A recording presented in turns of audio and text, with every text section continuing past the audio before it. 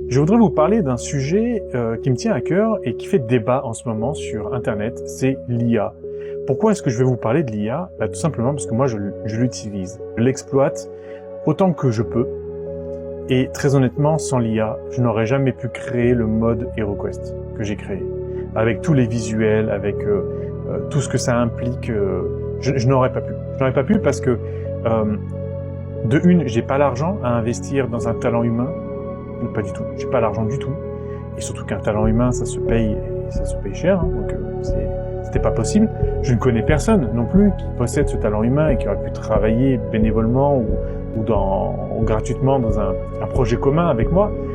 Et moi-même, bien que je dessine pas trop mal en dessin, si j'avais fait un peu de forcing avec une tablette et avec beaucoup d'heures d'exercice, peut-être que j'aurais pu faire quelque chose de pas trop dégueulasse, mais ça n'aurait jamais été à la hauteur de des images que j'ai actuellement sur mes vidéos.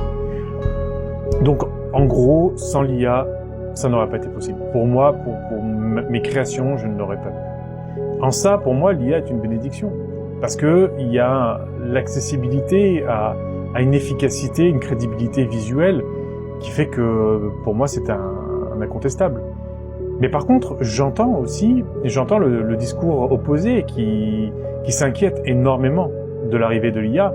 Et notamment, j'avais vu la vidéo de Fred du joueur du grenier, qui s'inquiétait, notamment aussi pour sa femme, qui est infographiste, je crois, de la disparition de certains postes humains, de créateurs visuels ou autres, avec l'arrivée de l'IA. Et très honnêtement, c'est une inquiétude qui, je pense, se vérifie, et qui, hélas, va arriver. C'est-à-dire que l'IA va s'imposer, et je pense même qu'elle va s'imposer en prenant énormément de place sur le marché du travail. Elle va causer énormément de tort. Mais je pense que, à l'image de l'hypermarché ou du supermarché qui s'est implanté en France il y a plusieurs dizaines d'années maintenant, et qui avait causé énormément de tort dans le monde du commerce, avec les petits commerces, les petits emplois comme les boulangeries, les bouchers, les petites épiceries qui avaient fermé les unes après les autres avec l'arrivée des super.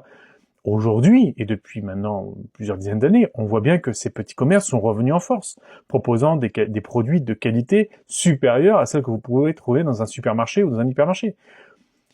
Et par conséquent, il y a eu de la place pour tout le monde, mais les débuts ont été assez dramatiques pour beaucoup de monde, c'est vrai.